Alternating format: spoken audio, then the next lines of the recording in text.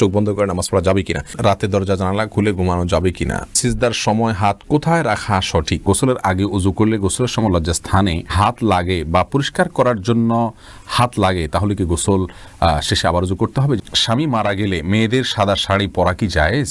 এক মসজিদে টাকা দেওয়ার নিয়ত করে অন্য মসজিদে দেওয়া যাবে কিনা? খাবারের আগে বিসমিল্লাহ বলবো নাকি বিসমিল্লাহির রহমানির রহিম বলবো? রুকু থেকে সোজা হয়ে দাঁড়িয়ে রব্বানা লাকাল হামদ বলবো নাকি রব্বানা ওয়ালাকাল হামদ বলবো? রুকু থেকে সোজা হয়ে কতখানি সময় দেরিতে দাঁড়িয়ে থাকতে হয়? টি শার্ট পরে নামাজ হবে কিনা? তাহলে চলে যাচ্ছি আমরা সরাসরি প্রশ্ন উত্তরে। মঈন খান জানতে চেয়েছেন জাইতুনের তেল পায়ে দেওয়া যাবে কিনা? যাবে, কোনো অসুবিধা নেই, কোরআনে কোথাও নিষেধ করা হয়নি। যে এই শিমুল জানতে চেয়েছেন জামা পড়া অবস্থায় পুরুষেরা কি নাভির নিচে প্যান্ট পরতে পারবে কিনা? নাভির নিচে প্যান্ট পরতে পারবে যদি উপরে জামা থাকে, কোনো অসুবিধা নেই। রিমাইন্ডুদ্দিন প্রশ্ন করেছেন রুকু থেকে সোজা হয়ে কতখানি সময় দেরিতে দাঁড়িয়ে থাকতে হয়, দয়া করে জানাবেন। দেখুন, রুকু থেকে সোজা হয়ে আমরা কমপক্ষে একবার তাসবিহ পড়া পরিমাণ সুবহানাল্লাহ বলার সমপরিমাণ আমাদেরকে দাঁড়াতে হবে। স্বাভাবিকভাবে সুবহানাল্লাহ বলতে যত সময় লাগে, দাঁড়িয়ে সোজা হয়ে কমপক্ষে এতটুকু সময় দাঁড়াতে হবে। আমরা অনেকে মনে করি দাঁড়িয়েই চলে যেতে পারবো না, আমি সোজা হয়ে দাঁড়ানোর পরে অন্তত অপেক্ষা করতে হবে সুবহানাল্লাহ বলতে যে পরিমাণ সময় লাগে কমপক্ষে এতটুকু, এরপরে আপনি সেজদা যাবেন। মোহাম্মদ আপনি জানতে চেয়েছেন খাবারের আগে বিসমিল্লাহ বলবো নাকি বিসমিল্লাহির রহমানির রহিম বলবো? ভাই, এ নিয়ে দুই রকমের ব্যাখ্যাই আছে। নবী সাল্লাল্লাহু আলাইহি সাল্লাম সাম্মিল্লাহ এটুকু বলেছেন। এক ব্যক্তি খাবার খাচ্ছিলেন, তাকে বা খাবার খাওয়া প্রসঙ্গে নবী সাল্লাল্লাহু আলাইহি সাল্লাম বলেছেন সাম্মিল্লাহ, মানে আল্লাহর নাম নাও। এখানে সাম্মিল্লাহ আল্লাহর নাম নেওয়া হতে পারে, পুরো বিসমিল্লাহির পড়াটাও হতে পারে। এজন্য আপনি বিসমিল্লাহ বলে শুধু যদি খাবার গ্রহণ করেন তাতেই আপনার সুন্নাহ আদায় হয়ে যাবে। আর যদি বিসমিল্লাহির পুরোটাই পড়েন তাহলে আরও ভালো, কোনো অসুবিধা নেই ইনশাআল্লাহ বিইذনিল্লাহ। তবে শুধু বিসমিল্লাহ বললেই আপনার বিসমিল্লাহ পাঠ করে খাবারের যে বিষয়টি সেটি আদায় হয়ে যাবে ইনশাআল্লাহ। শহীদ আলম শারমিন জানতে চাইছেন আমরা কি নাপাক পানি থেকে তৈরি, এটা কি সত্য? আমরা যে পানি থেকে তৈরি হয়েছে সেই পানিকে আল্লাহ তাআলা খুবই তুচ্ছ পানি বলেছেন, সেটা নাপাক কিনা এটা নিয়ে ওলামাদের মধ্যে মত পার্থক্য রয়েছে। ইমাম আহমদ ইবনে হাম্বল রাহিমাহুল্লাহ এবং তার অনুসারীদের মতে এটা নাপাক না পাক। তারা বলেন যে নবীদেরকে সৃষ্টি করেছেন আল্লাহ, নাপাক কেন হতে পারে? তো আসলে কোনো উপাদান পরিবর্তিত হয়ে গেলে সেটা তো আর তার মূল বিধানটা থাকে না। যাই হোক, এটাকে আমাদের উলামা ইকরাম বা আবু হানিফা রাহিমাহুল্লাহ সহ অনেকে নাপাক বলেন। তো এটা নিয়ে মত পার্থক্য আছে, একাডেমিক মত পার্থক্য, ওই পানিটা পাক কি না পাক সেটা নিয়ে। সবুজ ভুঁইয়া আপনি জানতে চেয়েছেন আমি যদি নামাজ পড়ার সময় শুধু ফাতিহা পড়ে রুকুতে চলে গিয়ে মনে পড়ে তাহলে কি করব? ভাই সবুজ ভুঁইয়া, সূরা ফাতিহা পড়েছেন, অন্য সূরা মিলাননি, রুকুতে গেছেন, তারপরে মনে হয়েছে আপনি সিজদা সাহু করবেন, কারণ সূরা ফাতিহার পরে অন্য সূরা মিলানো ওয়াজিব ওলামায়ে আহনাফের মতে, আমাদের উলামা ইকরামের মতে। আর এই মতটা দলিলের দিক থেকে বেশি শক্তিশালী এবং সমৃদ্ধ। যদিও আরাবিয়ান স্কলারদের মধ্যে সৌদি আরবের ওলামা ইকরাম এবং হাম্বলি ফিক ফলো করে ওলামা ইকরামের অনেকেই বলেন যে সূরা মিলানো অথবা সূরা ফাতিহা পরবর্তী যে কেরাতের অংশ সেটা ওয়াজিব নয়, সেটা আবশ্যক নয়। আমরা দলিলের আলোচনায় বিস্তারিত গেলাম না, শুধু এটুকু বললাম যে আপনার ওয়াজিব হওয়ার মতটাকে অগ্রাধিকার দিয়ে আপনি সিজদা সাহু করবেন, এটাই আপনার জন্য অধিক নিরাপদ।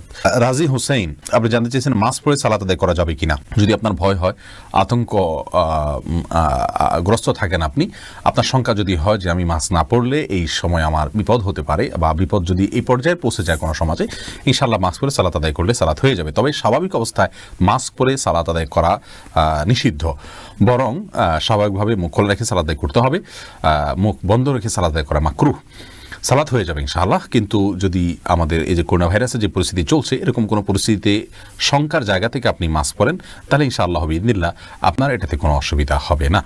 এমডি আশরাফুল ইসলাম জানতে চেয়েছেন টি শার্ট পরে নামাজ হবে কিনা? হ্যাঁ, নামাজ হয়ে যাবে, কিন্তু এরকম কোনো টি শার্ট পরে সালাত আদায় করা উচিত নয় যেটা সালাতের গাম্ভীর্যতার সাথে যায় না, অথবা আপনার এই টি শার্ট পরে আপনি কোথাও যান না ভালো কোথাও, এরকম যদি হয় তাহলে আপনার জন্য টি শার্ট পরে সালাত আদায় করা জায়েজ হবে না, অন্যথায় জায়েজ হবে। আল্লাহ তাআলা বলেছেন ইয়া আইয়ুহাল্লাযীনা আমানু খুযু যিনাতাকুম ইনদা কুল্লি মাসজিদ, হে ঈমানদাররা প্রত্যেক সালাতের সময় সুন্দর পোশাক পরিধান করো। অতএব আপনি যে পোশাকটা আপনার কাছে সুন্দর, সম্ভ্রান্ত জায়গায় আপনি যান সাধারণত, বা সাধারণ পোশাক নয়, অপমানজনক পোশাক নয়, বা আপনার শোয়ার পোশাক নয়, বা এটা পরে আপনি কোথাও যেতে চান না, এরকম পোশাক যদি না হয় তাহলে সেক্ষেত্রে আপনার সালাত হয়ে যাবে, টি শার্টেও কোনো অসুবিধা নেই। এরপরে প্রশ্ন করেছেন মঞ্জুরা পারভিন, আপনি প্রশ্ন করেছেন রুকু থেকে সোজা হয়ে দাঁড়িয়ে রব্বানা লাকাল হামদ বলবো নাকি রব্বানা ওয়ালাকাল হামদ বলবো? দুইটাই বিশুদ্ধ হাদিস দ্বারা প্রমাণিত, বরং কোনো কোনো বর্ণায় আল্লাহুম্মা রব্বানা লাকাল হামদ, আল্লাহুম্মা রব্বানা ওয়ালাকাল হামদ এরকমও আছে, যার কারণে আপনি যে কোনোটা পড়েন তাতে আপনার সালাত আদায় হয়ে যাবে, সুন্নাহ আদায় হয়ে যাবে, যেহেতু সবগুলোই হাদিস দ্বারা প্রমাণিত।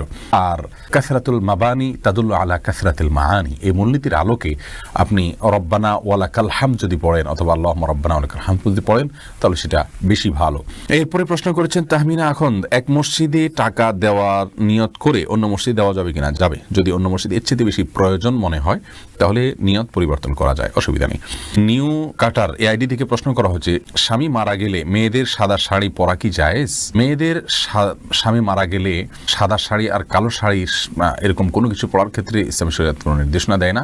ইসলামী শরিয়া বলে কোনো স্ত্রী লোক তার স্বামী যদি মারা যান তাহলে 4 মাস 10 দিন পর্যন্ত তিনি শোক পালন করবেন, আর শোক পালনের অংশ হিসাবে তিনি খুব বেশি সাজসজ্জা করবেন না, গহনাগাতি ইত্যাদি ব্যবহার করবেন না, স্বাভাবিকভাবে চলবেন, সাদাই পড়তে হবে এরকম কোনো কথা নেই। সচরাচর তিনি বেড়াতে গেলে বা কোনো অনুষ্ঠানে গেলে, কোনো মেহমান অতিথি আসলে তখন যে পোশাকগুলো পরেন এরকম কোনো পোশাক পরবেন না, বাস এটাই হলো সবচাইতে গুরুত্বপূর্ণ বিষয়। কিন্তু এর বাইরে তাকে বিশেষ কোনো কালারের কাপড় পরতে হবে, সাদা পরতে হবে এমন কোনো বাধ্যবাধকতা ইসলামী শরীয়তে নেই। মোহাম্মদ ফাজলুল করিম জানতে চেয়েছেন, গোসলের আগে উযু করলে গোসলের সময় লজ্জাস্থানে হাত লাগে বা পরিষ্কার করার জন্য হাত লাগে, তাহলে কি গোসল শেষে আবার উযু করতে হবে? যে অনেক উলামায়ে কেরামের মতে মান মাসসা ফারাজাহু ফালিয়াতাওয়াজ্জা, যে ব্যক্তি তার লজ্জাস্থানে স্পর্শ করে কোনো কিছুর আড়াল ছাড়া সরাসরি হাত দিয়ে তার উযু আবার করতে হবে, তার উযু ভঙ্গ হয়ে যায়, এরকম বর্ণনাকে সামনে রেখে অনেক উলামায়ে কেরাম এটাকে উযু ভঙ্গের কারণ হিসেবে বলেছেন। তাদের সাথে অবশ্যই আপনাকে উযু করতে হবে পুনরায়।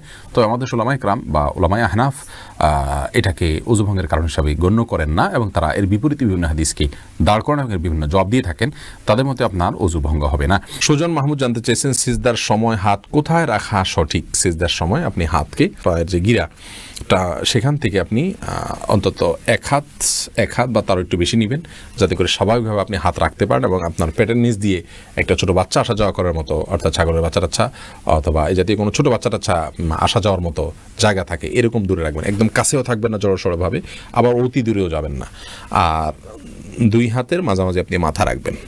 তুলি আপনি প্রশ্ন করেছেন, রাতে দরজা জানালা খুলে ঘুমানো যাবে কিনা? সরাসরি কোরআন হাদিসে নিষেধ আছে বলে আমার জানা নেই, তবে হ্যাঁ দরজা বন্ধ করে ঘুমানো নিষেধ, দরজা বন্ধ করতে বলা আছে। মহিউদ্দিন কাম মন্ডল জানতে চেয়েছেন, চোখ বন্ধ করে নামাজ পড়া যাবে কিনা?